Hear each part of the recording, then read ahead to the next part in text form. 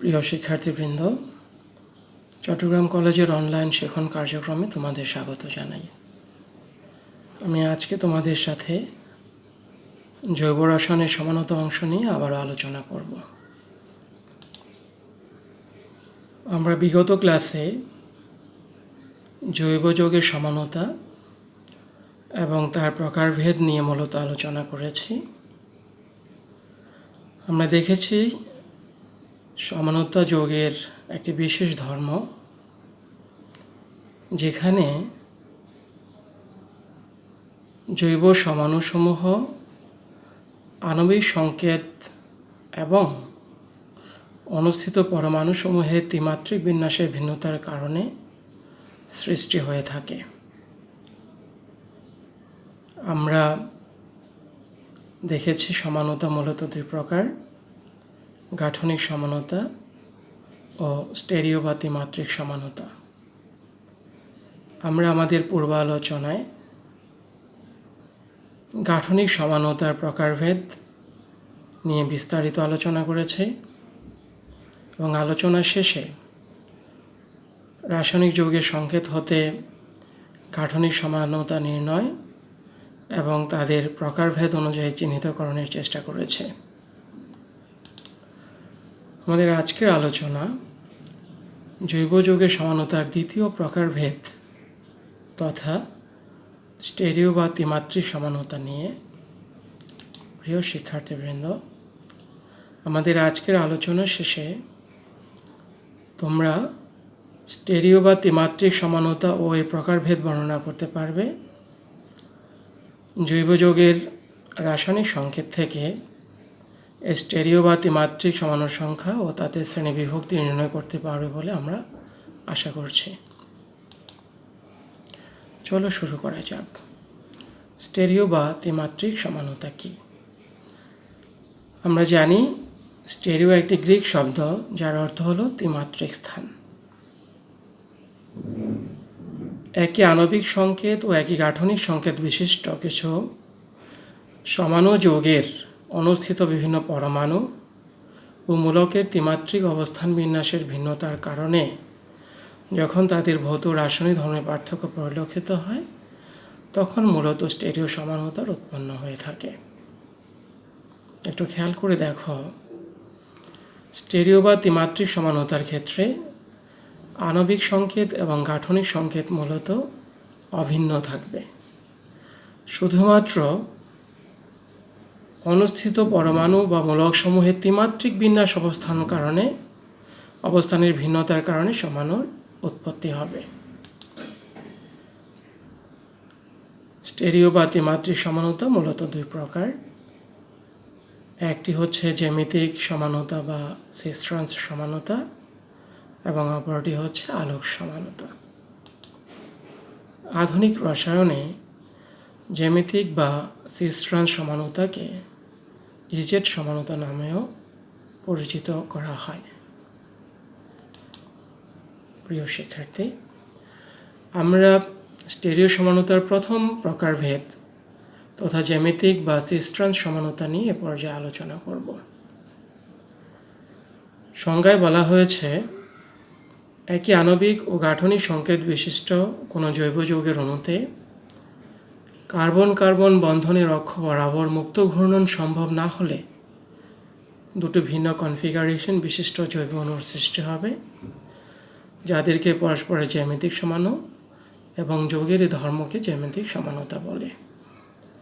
আমাদেরকে খেয়াল করতে হবে যে জ্যামিতিক সমানতা শুধুমাত্র কার্বন কার্বন বন্ধনের যে অক্ষ থাকবে, তার যদি মুক্ত ঘূর্ণন সম্ভব না হয় তাহলে শুধুমাত্র উৎপন্ন হবে, অন্যথায় নয়। ইথেন যৌগের বল এবং স্ট্রিক মডেলটি লক্ষ্য করো। এখানে দুটো কার্বন পরমাণু একটি স্টিক বা লাঠির সাহায্যে যুক্ত আছে। আমরা এই রেখাটিকে কার্বন কার্বন বন্ধ অক্ষ হিসাবে বিবেচনা করি এবং একক বন্ধনযুক্ত যৌগের ক্ষেত্রে এই বন্ধন অক্ষ বরাবর কার্বন পরমাণুসমূহ মুক্তভাবে ঘুরতে পারে, অর্থাৎ সে হয় ক্লকওয়াইজ কিংবা অ্যান্টি ক্লকওয়াইজ করে ঘুরতে পারে। তাহলে তো জ্যামিতিক সমাণু সৃষ্টি হবে না, কারণ জ্যামিতিক সমাণু সৃষ্টি হতে হলে কার্বন কার্বন বন্ধ অক্ষ বরাবর ঘূর্ণনগুলো থাকবে না, অর্থাৎ রহিত হবে, প্রশমিত হবে। তাই যদি হয়, দেখো আমরা নিচে নোট কি লিখেছি, কার্বন কার্বন দ্বিবন্ধনযুক্ত যৌগ ও চাক্রিক যৌগে শুধুমাত্র কার্বন কার্বন বন্ধ অক্ষ বরাবর মুক্ত ঘূর্ণন সম্ভব হয় না তথা বাধাগ্রস্ত হয়। কেন, চলো আমরা দেখি। তোমরা জানো যে কার্বন কার্বন সিগমা বন্ধন তৈরির পর অসংকরিত পি অরবিটালগুলো পার্শ্ব অধিক্রমণের মাধ্যমে পাই বন্ধন সৃষ্টি করে এবং দুটি কার্বন পরমাণুর মধ্যে পাই বন্ধন সমূহ সিগমা বন্ধনের উপর এবং নিচে, দেখো এই চিত্রটি মনে হচ্ছে দুটো কার্বন পরমাণু একটি লক বা একটা রিং বা আংটার সাথে লকড হয়ে আছে, অর্থাৎ পাই বন্ধনের উপস্থিতির কারণে কার্বন কার্বন যে মুক্ত ঘূর্ণন তা বাধাগ্রস্ত হবে। এছাড়া আমরা চাক্রিক যৌগের কথা বলেছি। এক্ষেত্রে দেখো সাইক্লোপ্রোপেন একটি চাক্রিক যৌগ। এখানে কি হয়েছে, প্রতিটি কার্বন পরমাণু পরস্পরের সাথে যুক্ত আছে, অর্থাৎ এক্ষেত্রে কার্বন কার্বন পরমাণুর মুক্ত ঘূর্ণন সম্ভব নয়। তাহলে পাই বন্ধন উপস্থিতির কারণে কার্বন কার্বন দ্বিবন্ধন এবং চাক্রিক যৌগ সমূহে কী হবে, জ্যামিতিক সমানতার সম্ভাবনা থাকবে। তাহলে এই বৈশিষ্ট্যটাকে আমরা জ্যামিতিক সমানতার একটি শর্ত হিসাবে বিবেচনা করতে পারি। সেক্ষেত্রে ইথিন কিংবা সাইক্লোবিউটেন জ্যামিতিক সমানতা দেখানোর কথা, কিন্তু প্রকৃতপক্ষে দেখা যায় ইথিন বা সাইক্লোবিউটেনের কোনো জ্যামিতিক সমানতা নেই। কারণ জ্যামিতিক সমানতার আমার আরও একটি শর্ত আছে। ওই শর্তে বলা আছে কার্বন কার্বন দ্বিবন্ধনযুক্ত প্রতিটি কার্বন পরমাণু এবং চাক্রিক যৌগের ক্ষেত্রে সন্নিহিত কার্বনে দুটি ভিন্ন পরমাণু বা মূলক থাকবে।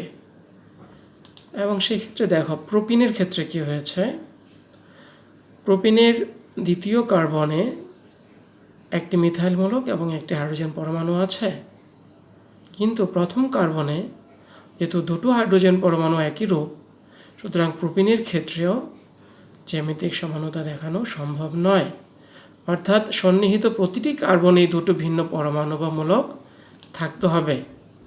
এভাবে আমরা জ্যামিতিক সমানতার জন্য দুটো শর্ত পেয়ে থাকি। আমরা এই পর্যায়ে কার্বন কার্বন দ্বিবন্ধনের ক্ষেত্রে যে শর্ত আছে তা একটু ব্যাখ্যা করার চেষ্টা করব। তোমরা এই গাণিতিক সমীকরণটার দিকে খেয়াল করো। এখানে কার্বন কার্বন দ্বিবন্ধনের সাথে এবি দ্বারা দুটো ভিন্ন পরমাণু বা মূলক বোঝানো হয়েছে, যেখানে এ এবং বি অসমান। তাহলে আমরা যদি সামনে চিত্রের দিকে খেয়াল করি, দুটো কার্বন পরমাণু দ্বিবন্ধন দ্বারা যুক্ত, সুতরাং প্রথম শর্ত অনুযায়ী তাদের মুক্ত ঘূর্ণন সম্ভব নয়, প্রথম শর্ত পূর্ণ হয়েছে। তারপর কি বলা আছে, প্রতিটি কার্বন পরমাণু, যদি আমি এই কার্বন পরমাণুটি ধরি, তাহলে দেখো একটি পরমাণু বা মূলককে যখন কমলা রঙের বল দ্বারা প্রেজেন্ট করা হয়েছে, আরেকটি পরমাণু বা মূলককে সবুজ রঙের বল দ্বারা উপস্থাপন করা হয়েছে, অর্থাৎ দুটো ভিন্ন পরমাণুমূলক এই কার্বনে যেমন আছে অনুরূপভাবে ডান দিকের কার্বনেও আছে। তাহলে আমার দ্বিতীয় শর্ত এখানে পূরণ হয়েছে।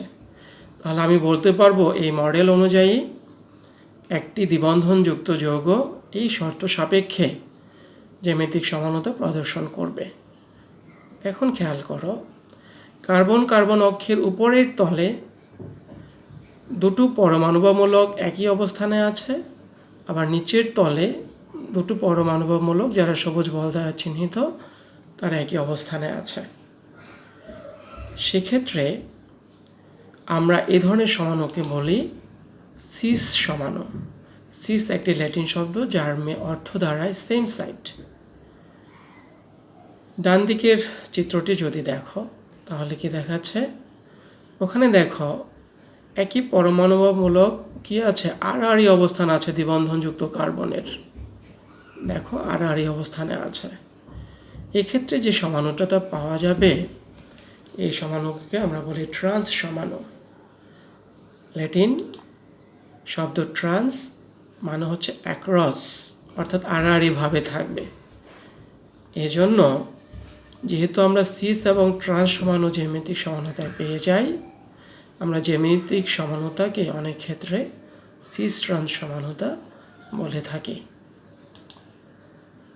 প্রিয় শিক্ষার্থী, খেয়াল করে দেখো, C4H8 আণবিক সংকেত হতে 5টি গাঠনিক সমাণু সম্ভব। এর মধ্যে 3টি হচ্ছে মুক্ত শিকল সমাণু আর বাকি দুটো হচ্ছে বদ্ধ শিকল সমাণু তথা চাক্রিক যৌগ। মজার বিষয় হচ্ছে এই 5টি যৌগের মধ্যে শুধুমাত্র বিউটুইন জ্যামিতিক সমানুতা দেখায়। কারণ কি? অর্থাৎ বিউটুইনে শুধুমাত্র জ্যামিতিক সমানুতার জন্য যে দুটি শর্ত, সেই শর্ত দুটো পালন করে। সেক্ষেত্রে কি হবে? সেক্ষেত্রে দেখো, দ্বিবন্ধনযুক্ত কার্বন ফলে প্রথম শর্ত পূরণ হচ্ছে। দ্বিতীয় শর্তে বলা হয়েছিল প্রতিটি কার্বন পরমাণু কি করবে? ভিন্ন পরমাণুমূলক অবস্থান করবে, এ বি আলাদা হবে। এক্ষেত্রে প্রথম কার্বনের সাথে একটা মিথাইল গ্রুপ, একটি হাইড্রোজেন পরমাণু। দ্বিতীয় কার্বন পরমাণুর সাথে অনুরূপভাবে একটি মিথাইল গ্রুপ, একটি হাইড্রোজেন পরমাণু আছে। সুতরাং বিউটুইন জ্যামিতিক সমানুতা দেখাবে। এক্ষেত্রে দেখো, প্রথম যৌগটিকে আমরা বলছি সিস সমাণু, কারণ এক্ষেত্রে কার্বন কার্বন অক্ষের একই পাশে দুটো মিথাইল গ্রুপ কিংবা দুটো হাইড্রোজেন পরমাণু আছে। আর ডান দিকের সমাণুকে বলছি ট্রান্স সমাণু। কেন? কারণ হচ্ছে দেখো, ট্রান্স মানে কি? Across the position. তাহলে দ্বিবন্ধনযুক্ত কার্বনের আড়াআড়িভাবে একই জাতীয় পরমাণু বা মূলকগুলো অবস্থান করছে। এভাবে তুমি জ্যামিতিক সমাণুসমূহকে তার নামের পূর্বে সিস বা ট্রান্স শব্দ ব্যবহার করে নামকরণ করতে পারবে। আমরা তোমাদের বইতে বেশ কিছু উদাহরণ দেখতে পেয়েছি, তার মধ্যে আমরা ম্যালিক অ্যাসিডকে নিয়েছি, যেখানে তুমি দেখবে যে ম্যালিক অ্যাসিড তার জ্যামিতিক সমানুতা সৃষ্টির জন্য যদি দুটো শর্ত, সেই শর্ত দুটো পালন করে একটি সিস আর একটি ট্রান্স সমাণুর জন্ম দিয়েছে। আমরা এ পর্যায়ে একটি চাক্রিক সমাণু দেখব, কারণ তোমরা জানো যে চাক্রিক সমাণুর ক্ষেত্রেও কি হয়? বন্ধন ঘূর্ণন বাধাপ্রাপ্ত হয়। এক্ষেত্রে দেখো, এই যৌগটির নাম হচ্ছে 1,2-ডাইমিথাইল সাইক্লোপ্রোপেন। এখানে দেখো, এই কার্বনটিকে বলা হয়েছে 1 নং কার্বন এবং এই কার্বনটিকে বলা হয়েছে 2 নং কার্বন। এক্ষেত্রে এখানে একটি হাইড্রোজেন পরমাণু, একটি মিথাইল গ্রুপ, আবার এই কার্বনে একটি মিথাইল গ্রুপ, একটি হাইড্রোজেন পরমাণু। অর্থাৎ আমার যে দ্বিতীয় শর্ত, সন্নিহিত কার্বনে কি থাকতে হবে? প্রত্যেকটিতে আলাদা আলাদা গ্রুপ বা পরমাণু থাকতে হবে। এক্ষেত্রে দেখো, দুটো মিথাইল গ্রুপ কি আছে? একই পাশে আছে সন্নিহিত কার্বনে, এজন্য তাকে আমি সিস সমাণু বলবো। আর এই কনফিগারেশনে দেখো কি আছে, যে দুটো মিথাইল গ্রুপ কিংবা দুটো হাইড্রোজেন পরমাণু আড়াআড়ি অবস্থানে আছে। সুতরাং এটি হচ্ছে একটি চাক্রিক ট্রান্স সমাণু। এভাবে তোমরা দ্বিবন্ধনযুক্ত যৌগ এবং চাক্রিক যৌগের ক্ষেত্রে জ্যামিতিক সমানুতার প্রয়োগগুলো আর একটু ভালো করে বাসায় বই থেকে দেখে দেখে উদাহরণ দেখে প্র্যাকটিস করবে। আমরা এখন স্টেরিও সমানুতার দ্বিতীয় ভাগ তথা আলোক সক্রিয় সমানুতা নিয়ে আলোচনা করব। আলোক সক্রিয় সমানুতা একটু মজার এই কারণে যে তোমরা দেখবে যে মূলত সমানুতার ক্ষেত্রে হয় আণবিক সংকেত এক হয়, গাঠনিক সংকেত আলাদা হয় যখন গাঠনিক সমাণু হয়। আবার জ্যামিতিক সমাণুর ক্ষেত্রে আণবিক ও গাঠনিক সংকেত এক, শুধুমাত্র তাদের ত্রিমাত্রিক বিন্যাস আলাদা। কিন্তু আলোক সক্রিয় সমানুতার ক্ষেত্রে শুধুমাত্র কি বলা আছে দেখো, যে এক সমতলীয় আলোর প্রতি তাদের আচরণটা হবে আলাদা। অর্থাৎ যে যৌগ সমাণুগুলো পাবো তাদের ভৌত ধর্ম, রাসায়নিক ধর্ম, আণবিক সংকেত, গাঠনিক সংকেত সবই এক, শুধুমাত্র তারা এক সমতলীয় আলোর প্রতি আচরণটা ভিন্নতা দেখাবে। তাহলে আমাদের এখন জানতে হবে এক সমতলীয় আলো কি। চল আমরা আলোচনা করি। যে কোনো উৎস থেকে যখন আলো বের হয় তখন তারা অনেকগুলো সমতল এইভাবে স্পন্দিত হতে থাকে। এরকম আলোকে যদি কোনো উপযুক্ত মাধ্যম যেমন ফিল্টারের মধ্যে দিয়ে যদি পাস করা হয় তখন দেখা যায় তারা অনেক সমতলে না ঘুরে, স্পন্দন না দেখে শুধুমাত্র একটি সমতলে স্পন্দন দেখায়। এ ধরনের আলোকে বলা হয় এক সমতলীয় আলোক। তাহলে এক সমতলীয় আলোক কি আমরা বুঝতে পারছি। এখন দেখো, যে জৈব যৌগসমূহ আলোক সক্রিয়তা দেখাবে তাদের কিছু বৈশিষ্ট্য থাকবে। তাদের প্রথম বৈশিষ্ট্য হচ্ছে ওই যৌগের মধ্যে একটি অপ্রতিসম কার্বন পরমাণু বা কাইরাল কেন্দ্র থাকবে। তোমরা বাম পাশের মডেলটি খেয়াল করো, ওখানে একটি কার্বন পরমাণু দেখো 4টি ভিন্ন পরমাণু বা মূলকের সাথে যুক্ত, এবং এরকম কার্বনকে অপ্রতিসম কার্বন এবং এরকম যৌগকে অপ্রতিসম যৌগ বলে। এবং এই কেন্দ্রটাকে বলা হয় কাইরাল কেন্দ্র। এবং মনে রাখবে, কাইরাল কেন্দ্রকে সবসময় একটা তারকা চিহ্ন দিয়ে কি করতে হয়, প্রকাশ করতে হয়। এটা অবশ্যই খেয়াল রাখবে। তাহলে প্রথম শর্ত হচ্ছে কি, প্রথম বৈশিষ্ট্য হচ্ছে যে যৌগের মধ্যে অবশ্যই একটি অপ্রতিসম কার্বন পরমাণু তথা কাইরাল কেন্দ্র থাকবে। দ্বিতীয় বৈশিষ্ট্য, যে কাইরাল কেন্দ্র বিশিষ্ট যে কাইরাল যৌগ থাকবে তার যে সমাণু থাকবে, যে কনফিগারেশনগুলো থাকবে তার দর্পণ প্রতিবিম্ব হবে।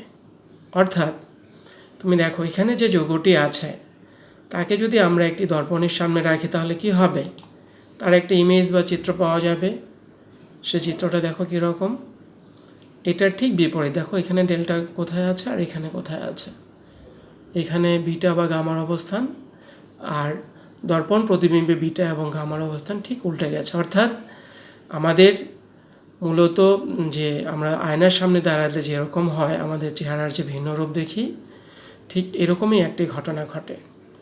যেমন আমরা জানি যে আয়নাতে কি হয়, বাম হাত দেখতে ডান হাতের মতো, কিংবা ডান হাত দেখতে বাম হাতের মতো হয়।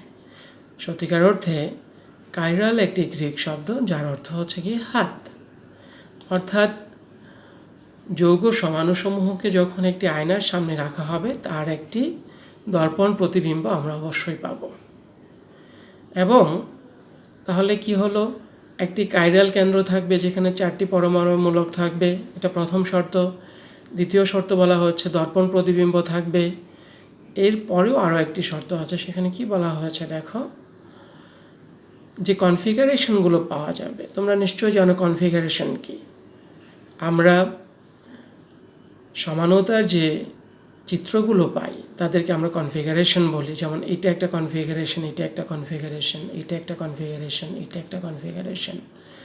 কিন্তু সেই কনফিগারেশন সমূহ কীরকম হতে হবে, অপ্রতিসম, এটাই অসমপতিত হতে হবে। সেটা কীরকম দেখো, আমি বাম হাত এবং ডান হাতের দর্পণকে যদি একটার উপর একটা রাখতে যাই, দেখো মিলে না। এই বৃদ্ধাঙ্গুল এখানে, এখানে আরেকটা বৃদ্ধাঙ্গুল। এ ধরনের কনফিগারেশন বা প্রতিবিম্ব বা চিত্রকে বলা হয় অসমপতিত দর্পণ প্রতিবিম্ব। তাহলে আমরা আলোক সক্রিয় সমাণুর 3টি বৈশিষ্ট্য দেখতে পাচ্ছি। এবং আমাকে খেয়াল রাখতে হবে, এরকম 3টি বৈশিষ্ট্য সম্পন্ন জৈব যৌগই শুধু আলোক সমানতা প্রদর্শন করবে, এবং তারা যদি এক সমতলীয় আলোর প্রতি ভিন্ন রূপ প্রদর্শন করে তাহলে শুধুমাত্র আমরা যৌগ সমাণু পাব, বিশেষ করে আলোক সক্রিয় সমাণু পাব। মনে করো আমাদের এরকম কাইরাল কেন্দ্রযুক্ত একটি যৌগ আছে যা আমরা কি করেছি, নমুনা হিসেবে নিয়েছি পরীক্ষা করার জন্য।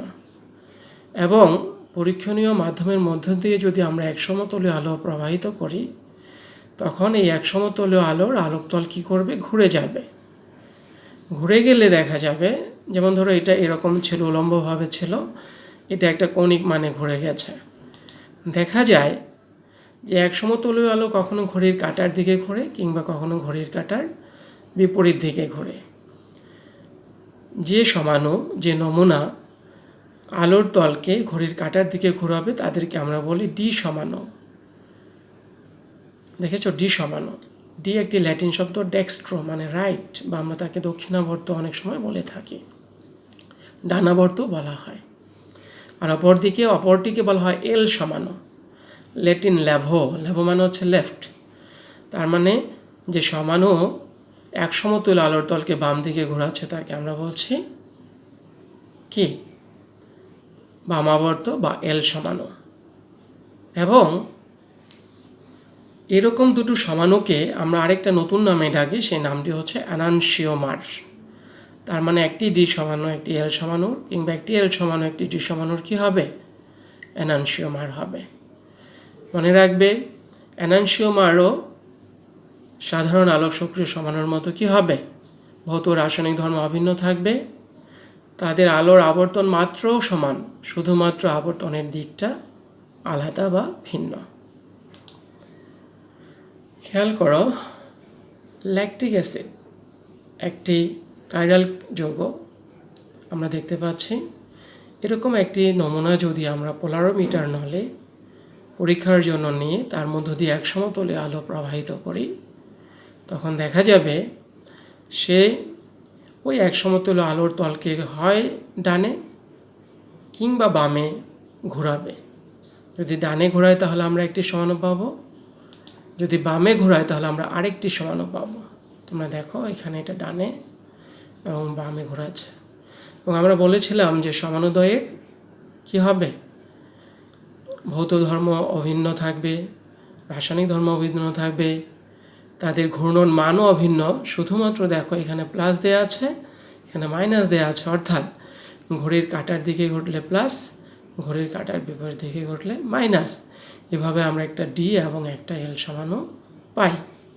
আবার এরকম দুটো ডি বা এল সমাণু যদি আমরা একত্রে মিশ্রিত করি, তখন ওই মিশ্রণটাকে বলা হয় রেসমিক মিশ্রণ। এবং দেখা যায় যেহেতু ডি এবং এল সমমোলার পরিমাণ আছে, ফলে কি হবে, তারা একে অপরের ঘূর্ণনকে প্রশমিত করে। যেহেতু তারা সমান মাত্রায় ঘূর্ণন দেখায়, সেই ক্ষেত্রে এ ধরনের মিশ্রণ তথা রেসমিক মিশ্রণ আলোক নিষ্ক্রিয় হয়ে থাকে। তাহলে তোমরা রেসমিক মিশ্রণ কি নিশ্চয়ই বুঝতে পারছ। আলোক নিষ্ক্রিয় ডি এবং এল সমাণুর সমমোলার মিশ্রণ। প্রিয় শিক্ষার্থীবৃন্দ, আমরা এ পর্যায়ে অপ্রতিসম কার্বন পরমাণুর সংখ্যা হতে আলোক সমাণুর সংখ্যা নির্ণয় করা শিখব। আমরা এই পর্যায়ে আমাদের কাজের বা আলোচনার সুবিধার জন্য যৌগগুলোকে 3টি শ্রেণীতে ভাগ করেছি, এবং আলোক সমাণু নির্ণয়ের জন্য 3 ক্ষেত্রে আমরা 3টা সূত্রকে ব্যবহার করব। প্রথম শ্রেণীতে বলা হয়েছে যে যদি n সংখ্যক অপ্রতিসম কার্বন পরমাণু থাকে এবং অণুটিকে প্রতিসম তল দ্বারা 2টি ভাগে ভাগ করা যায় না। এটা হয়তো তুমি এখন বুঝবে না, আমরা আস্তে ধীরে বুঝতে চেষ্টা করব কিভাবে অণুকে প্রতিসম তল দ্বারা 2 ভাগে ভাগ করা যায়। যদি না যায় তাহলে প্রথম শ্রেণীর যৌগ। আমরা ল্যাকটিক অ্যাসিডকে একটা উদাহরণ হিসাবে দেখতে চাই। এখানে একটি কার্বন পরমাণু 4টি ভিন্ন পরমাণুর সাথে যুক্ত, অর্থাৎ n এর মান হচ্ছে এখানে 1, অর্থাৎ কাইরাল কেন্দ্র একটি। ফলে আমার আলোক সক্রিয় সমাণু সংখ্যা হবে, আমি সূত্র অনুযায়ী কত পাচ্ছি, 2টি। তার মধ্যে একটি হবে ডি সমাণু আর একটি হবে এল সমাণু। এভাবে যখন একটি কাইরাল কেন্দ্র থাকে, তোমাদের বইতে এমন কিছু আরও উদাহরণ আছে, তোমরা এগুলো দেখবে, পড়বে। মনে রাখবে, একটি কাইরাল কেন্দ্র থাকলে তার প্রত্যেকটার জন্য তোমার সমাণু সংখ্যা হবে 2টি, এবং তাকে কখনোই প্রতিসম তল দ্বারা বিভাজিত করা যাবে না। এটাতে খেয়াল করো, এটা হচ্ছে 2-bromo-3-chlorobiutane একটি যৌগ। এখানে কাইরাল কেন্দ্র 2টি এবং প্রতিটি কেন্দ্রের সাথে 4টি ভিন্ন পরমাণু বা মূলক আলাদা আলাদাভাবে আছে। দুটো কার্বনের মাঝখানে আমি একটি তল টেনেছি যাকে বলা হয় প্রতিসমতল। কিন্তু যৌগ দুটোকে সমান ভাগে ভাগ করা যায় না, কারণ একাংশের সাথে অপরাংশের কোনো পুরোপুরি মিল নেই। সেই ক্ষেত্রে আমাদের এই যৌগটি হচ্ছে প্রথম শ্রেণীর যৌগ। তাহলে আলোক সমাণু সংখ্যা কয়টি হবে? সূত্র বলছে 2n, n এর মান 2, তাহলে 4টি। তাহলে এখন দেখো আমরা এখানে 4টি সমাণু পাচ্ছি। প্রথম দুটি সমাণু হচ্ছে এই যে উপরের অংশের, প্রতি সমতল উপরের অংশের ঘড়ির কাঁটার এবং ঘড়ির কাঁটার বিপরীত দিকে ঘোরার জন্য। পরের দুটো অনুরূপভাবে তোমার নিচের অংশের ঘড়ির কাঁটার দিকে এবং ঘড়ির কাঁটার বিপরীত দিকে ঘোরার জন্য মোট 4টি সমাণু পাওয়া যাবে। ডি এবং এল সমাণু, তার মানে 2টি ডি সমাণু এবং 1টি এল সমাণু, মোট 4টি সমাণু পাই। এখন দেখো এখানে প্রতিটি সমাণু কিন্তু আলোক সক্রিয়, কিন্তু 1 এবং 3, 2 এবং 4 এরা কিন্তু এনানসিওমার নয়। যদিও তারা আলোক সক্রিয়, তারা কিন্তু সমপতিত হবে না। এক্ষেত্রে 1 এবং 2, 3 এবং 4কে বলা হয় এনানসিওমার, কিন্তু 1 এবং 3, 2 এবং 4 এই ধরনের যৌগগুলোকে বলা হয় ডায়াস্টেরিওমার। তাহলে তোমরা আরেকটা নতুন শব্দ পেয়েছো, সেটা হচ্ছে ডায়াস্টেরিওমার। ডায়াস্টেরিওমারের ক্ষেত্রে কি হবে? যে দুটি অসদৃশ্য অপ্রতিসম কার্বনযুক্ত আলোক সক্রিয় যৌগ, কিন্তু তারা দর্পণ প্রতিবিম্বের মতো আচরণ করে না বলেই তারা কি ডায়াস্টেরিওমার। তৃতীয় শ্রেণীর যৌগতে আগের মতো n সংখ্যক কাইরাল সেন্টার থাকবে, কিন্তু এক্ষেত্রে যৌগটাকে সমান দুভাগে ভাগ করা যাবে। যেমন ধরো টার্টারিক অ্যাসিড, যদি ভাগ করা যায় সেক্ষেত্রে আলোক সমাণু নির্ণয়ের জন্য সূত্র হচ্ছে আমাদের এটা। শর্ত হচ্ছে এখানে n জোড় সংখ্যা, খুব মনোযোগ দিয়ে খেয়াল করবে, এখানে n অবশ্যই জোড় সংখ্যা হবে। তাহলে এখানে দুটো দেখতে পাচ্ছি কাইরাল সেন্টার, দেখো তাকে প্রতি সমতল দ্বারা ভাগ করলে এক অংশ আরেক অংশের ন্যায় দর্পণ প্রতিবিম্ব হবে, কারণ এখানে প্রত্যেকটা পার্টে তোমার যে মূলকগুলো আছে বা পরমাণুগুলো আছে তা সমান। সেক্ষেত্রে আলোক সমাণুর সংখ্যা সূত্র অনুযায়ী হবে দুটো, একটি হবে ডি সমাণু আর একটা হবে এল সমাণু, অর্থাৎ একটি ডি টার্টারিক অ্যাসিড হলে একটি এল টার্টারিক অ্যাসিড। এবং দেখো এক্ষেত্রে একটি আলোক সমাণু পুরোটাই কিন্তু ঘড়ির কাঁটার দিকে একবার ঘুরবে, আরেকটি পুরোটাই ঘড়ির কাঁটার বিপরীত দিকে ঘুরবে, অর্থাৎ পুরোটা একটি সমাণু যৌগের ন্যায় আচরণ করবে। এক্ষেত্রে দেখো আমরা আবারও টার্টারিক অ্যাসিডকে এখানে রেখেছি, মাঝখানে ভাগ করেছি, দুটো সমান অংশ পেয়েছে।